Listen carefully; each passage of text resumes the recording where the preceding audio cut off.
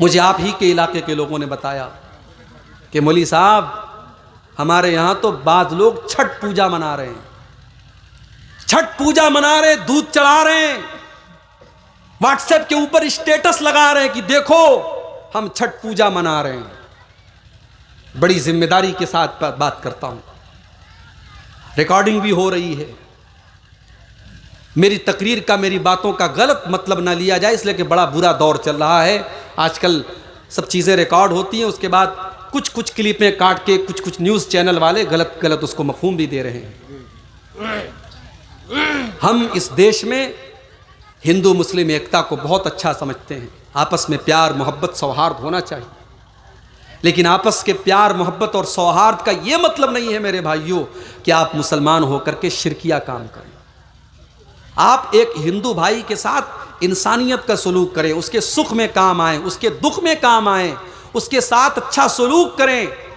लेकिन आप मुसलमान हैं और वो मुशरिक है, ये चीज़ आपको याद होनी चाहिए। छठ पूजा उनका शिरकिया त्यौहार है, हमारा कलमा ला इलाहा इल्लल्लाह है, हमारा माबूद एक है और वो अल्लाह है। हम किसी और देवी और देवता की पूजा ना तो करते हैं और ना करने को सही समझते हैं। मुसलमान पूजा करे, मुसलमान शिरकिया कामों में हिस्सा ले और फिर उसको स्टेटस पर लगाए, उस पर फक्र करे, डूब मरने की बात है, चुल्लू भर पानी में डूब मरने की बात है।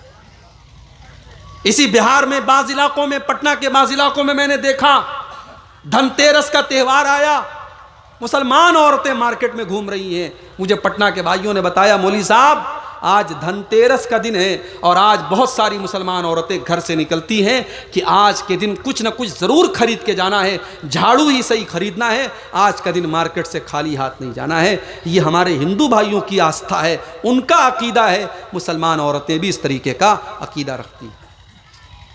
मेरे भाइयों, हम इस दुनिया में एक ऐसा दीन लेकर के आए हैं जो दुनिया के लिए रहमत है, मगर उसी दीन ने हमको और आपको ये भी तालीम दी है, कुल या अय्युहल काफिरून ला आबुदु मा ताबुदून वला अंतुम आबिदूना मा अबुद। ऐ नबी आप ऐलान कर दीजिए और अल्लाह को जो लोग नहीं मानते, जो काफिर हैं, जो मुशरिक हैं, उनको बता दीजिए कि तुम जिसकी पूजा करते हो उसकी पूजा मैं नहीं करता, और जिसकी मैं इबादत करता हूँ उसकी इबादत तुम नहीं करते। लकुम दीनुकुम वलिय दीन, तुम्हारा दीन तुम्हारे साथ है, हमारा दीन हमारे साथ।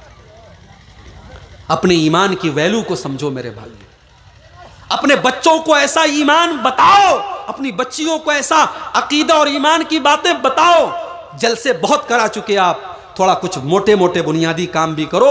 आपकी लड़कियां जो कॉलेज में पढ़ रही हैं, जो यूनिवर्सिटी में पढ़ रही हैं, बीए कर रही हैं, बीएससी कर रही हैं, उनको इतना तक नहीं पता कि ला इलाहा इल्लल्लाह का क्या मतलब है। उनके माथे पर तिलक भी लग जाता है, वो होली की मुबारकबाद भी दे रही हैं, वो दिवाली की मुबारकबाद भी दे रही हैं, और वो शिरकिया कामों में भी लग रही हैं। अपनी बेटियों को और अपनी बहनों को ईमान के बारे में बताओ, तौहीद के बारे में बताओ। अगर आपने नहीं बताया तो याद रखो आपने बहुत घाटे का सौदा किया है। वल अस्र इन्नल इंसान लफी खुस्र, इंसानियत सारी की सारी घाटे में है। चार चीज़ें जिसके अंदर हैं सिर्फ वही घाटे में नहीं है।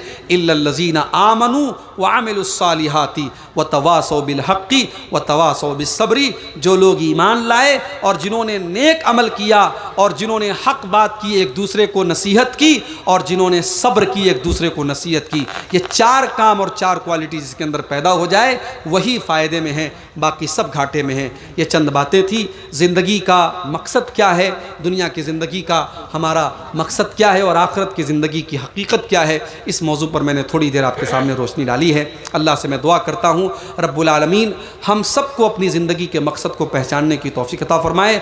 रब्बुल आलमीन हमें शिर्क और इर्तिदाद के फितने से महफूज रखे। रब्बुल आलमीन हमारी लड़कियों को, हमारी बहनों को, हमारी मुसलमान औरतों को ख़ास तौर से इर्तिदाद के और कुफ्र के फितने से महफूज रखे।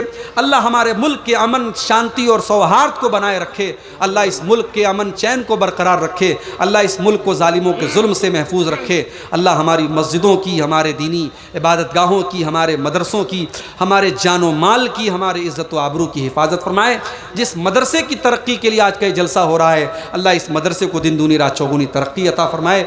जाते जाते मैं आपसे अपील करके जा रहा हूँ, मेरे बाद भी प्रोग्राम चलेगा और शायद फजर तक प्रोग्राम चलेगा। आप प्रोग्राम को सुनिए भी, उलमा के बयानात भी सुनिए।